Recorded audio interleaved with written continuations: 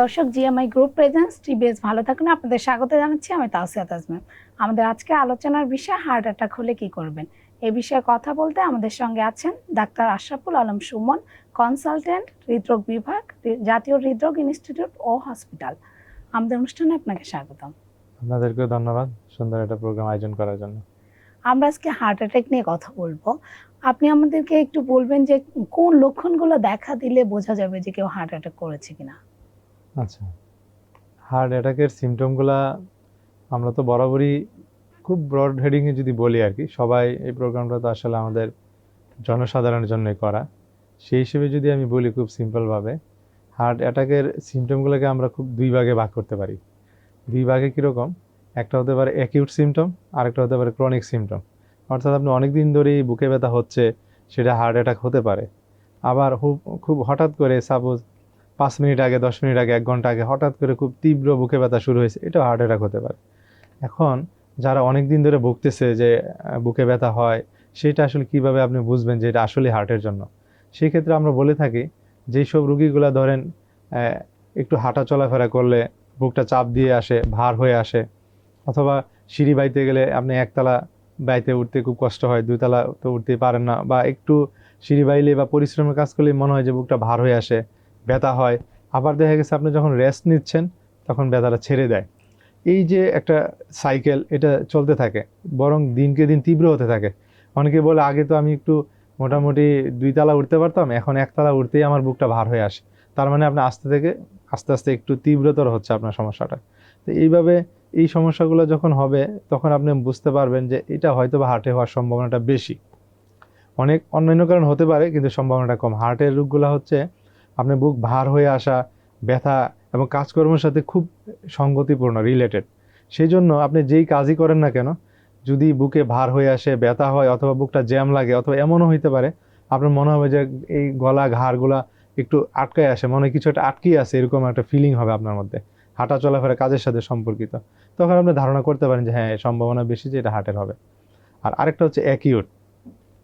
হঠাৎ করে আপনার মনে হলো যে তীব্র বুকে ব্যথা, যেটা আগে কখনোই আপনার ছিল না, হাঁটলে চললে সমস্যা ছিল না, এটা 1 ঘন্টা ধরে শুরু হয়েছে, 2 ঘন্টা ধরে শুরু হয়েছে।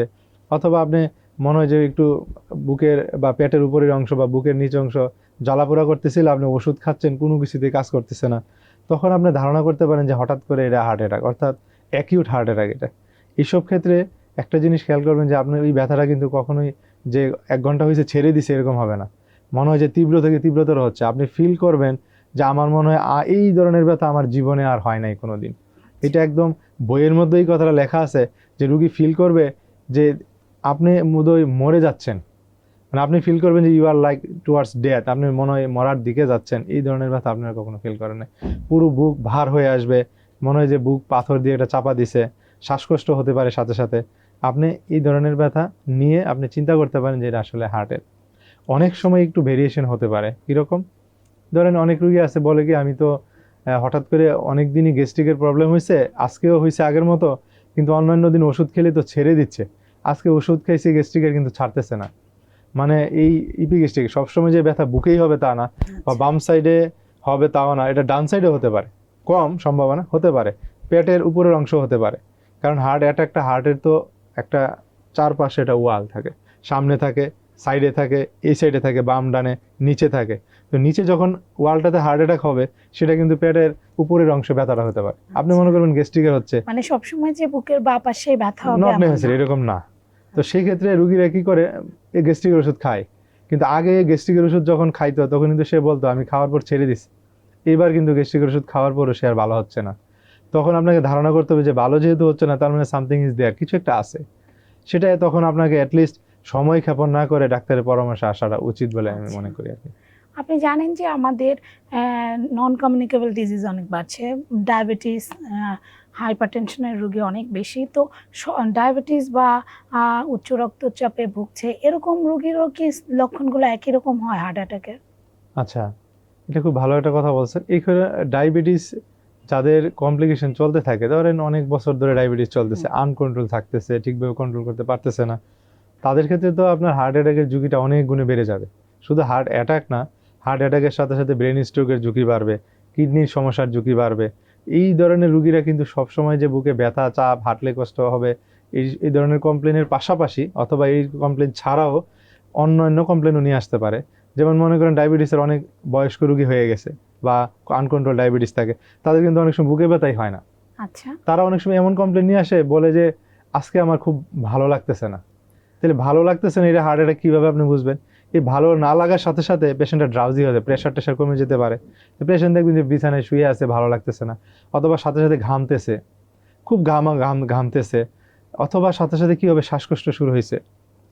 এখন শ্বাসকষ্ট শুরু হয়েছে, বুকে ব্যথা নাই কিন্তু শ্বাসকষ্ট শুরু হয়েছে, অথবা খুব ঘামতেছে, অথবা তার একটা ফিলিং ব্যাটার যে ওয়েলবিং যেটা আগে ছিল, এটা সে একবারে একটা ওয়েলবিং তারটা নাই, হঠাৎ করে তার খুব খারাপ লাগতেছে, সাথে সাথে সোয়েটিংটা থাকবে আপনার, সাথে সাথে শ্বাসকষ্ট শুরু হবে, এবং তার প্রেশার টেশার যদি হার্ট অ্যাটাক হয় কমে যেতে পারে, সেখান থেকে সে ড্রাউজিও হতে পারে। এই ধরনের অ্যারোজাল কমপ্লেনগুলো হতে পারে, যেটা সরাসরি হার্ট অ্যাটাক আমরা অনেক সময় ধারণা নাও করতে পারি।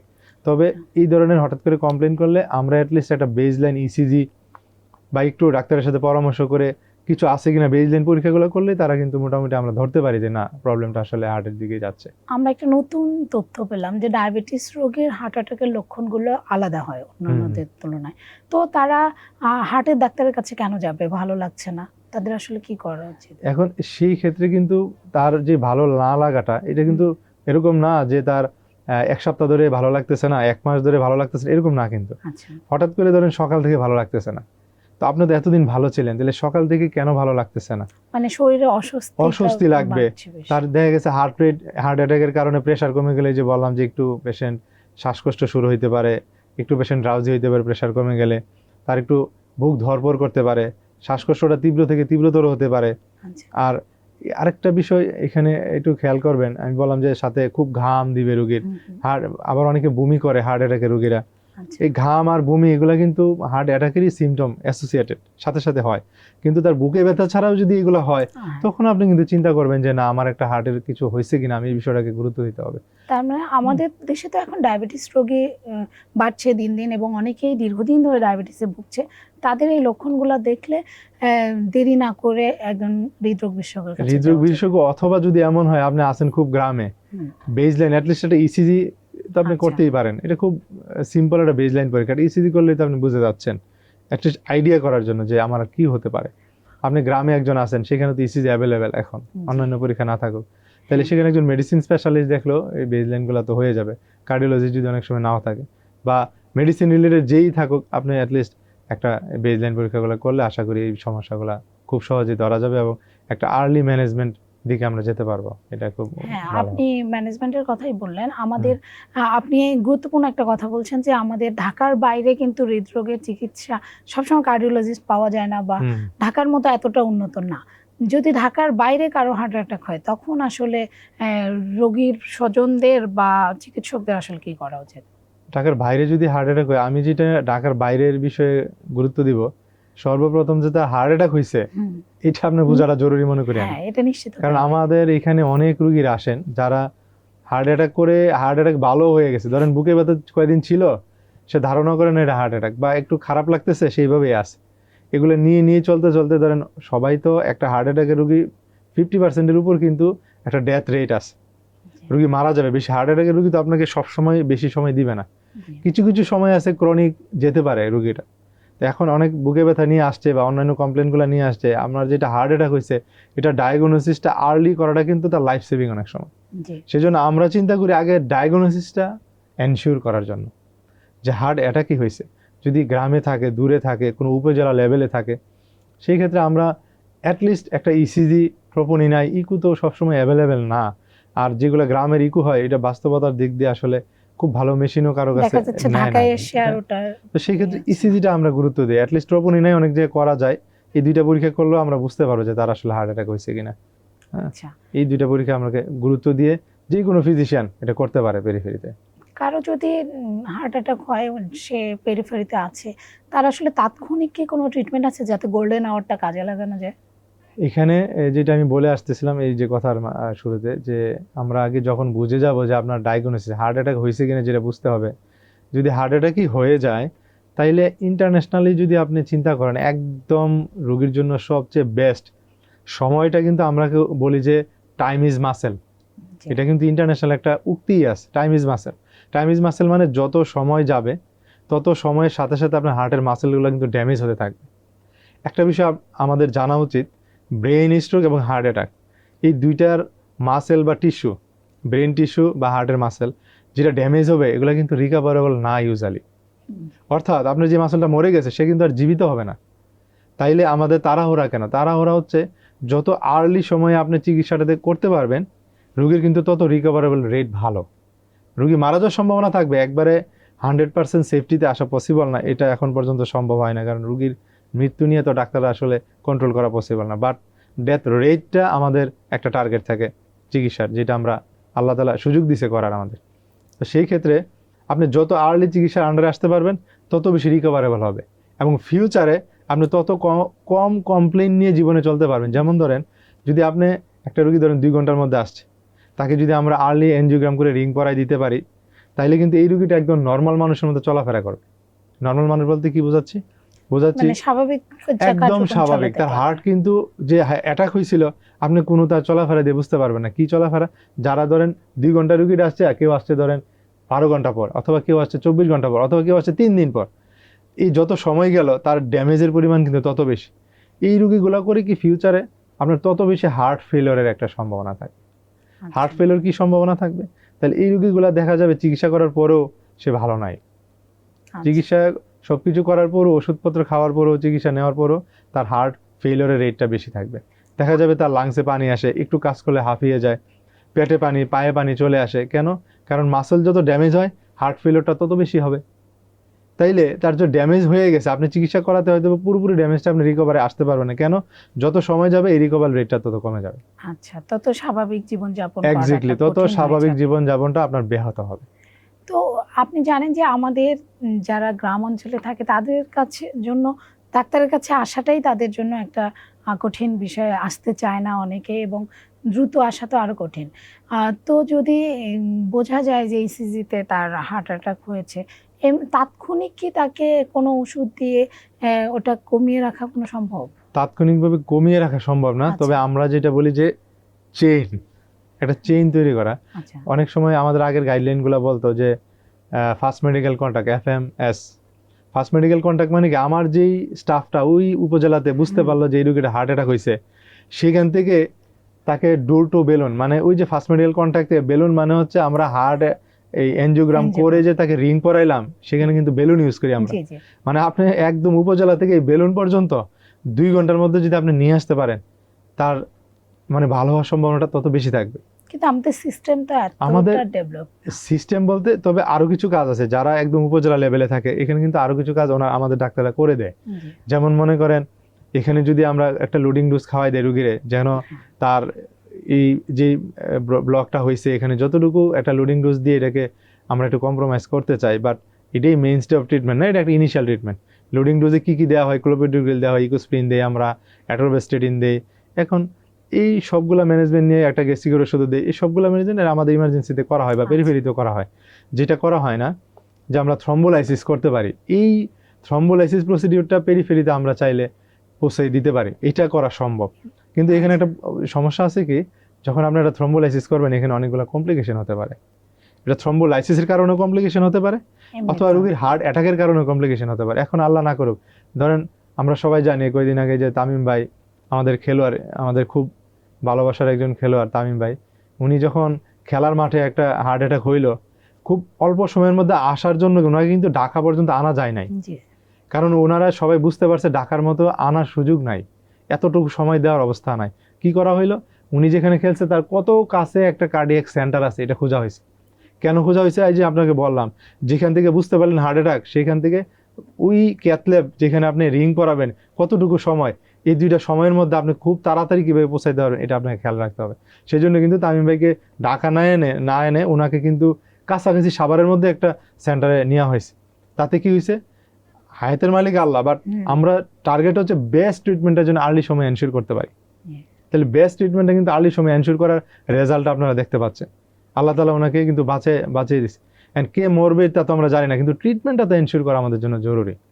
তাইলে বাকি যারা আমাদের দেশের আছে তারা তো অনেকে এই সিস্টেমটাতে আসতেই পারতেছে না।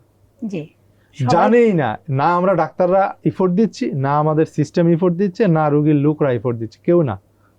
ধরেন তামিম ভাইয়ের বিষয়টা কি হয়েছে, এখানে কিন্তু তামিম ইকবাল তো আলাদা। তামিম ইকবালের বাই বিষয়টা কিন্তু 3টা পার্টি এখানে কাজ করছে, 3টা ফ্যাক্টর। একটা ফ্যাক্টর কি, যারা ওইখানে ছিলেন স্টাফ, মাঠে যে অ্যাটাক করছে, এখানে কিন্তু সব স্টাফরা খুব তাড়াতাড়ি করছে। কিভাবে আর্লি সময় পৌঁছানো যায়, ওনার যেহেতু মনে করতেছে হার্টে কিছু একটা হয়েছে, মনে করছে করে কিভাবে আর্লি পৌঁছানো যায়, তাহলে উনি ধরে নিলাম পেশেন্ট পার্টি, তাহলে পেশেন্ট পার্টি হিসেবে ওনারা কিন্তু খুব আর্লি ম্যানেজ করছে, নিয়ে আসছে একটা সেন্টারে, সেখানে কিন্তু ডাক্তাররাও আর্লি একটা ম্যানেজ করছে, করে কিন্তু ক্যাথলে ম্যানেজ করছে। এখানে আরেকটা থার্ড বিষয় আছে, টাকা পয়সা। আমাদের দেশে আপনি এই যে প্রসিডিউরটা করলেন, এখানে কিন্তু যত কম টাকাই করেন না কেন, রিং খরচ থেকে শুরু করে আর্লি ম্যানেজমেন্ট, ইমার্জেন্সি মেডিসিন সব মিলেই কিন্তু এখানে মিনিমাম 3 থেকে 5 লাখ টাকার একটা বিষয়। এই যে 3 থেকে 5 লাখ টাকার একটা বিষয়, এটা নিয়ে কিন্তু কেউ কথা বলবে না, বলেও না। তাহলে এই 5 লাখ টাকা তো আমার যে গরিব রুগীটা, তার বাঁচার ইচ্ছা আছে, স্বাদও আছে, ট্রিটমেন্ট পাওয়াটা তার জন্য জরুরি, 5 লাখ টাকা কি সে দিতে পারবে উইদিন 1 আওয়ার?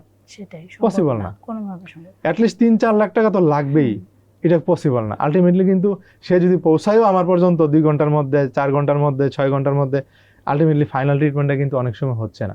সরকারি হসপিটালে কি খরচটা কম না?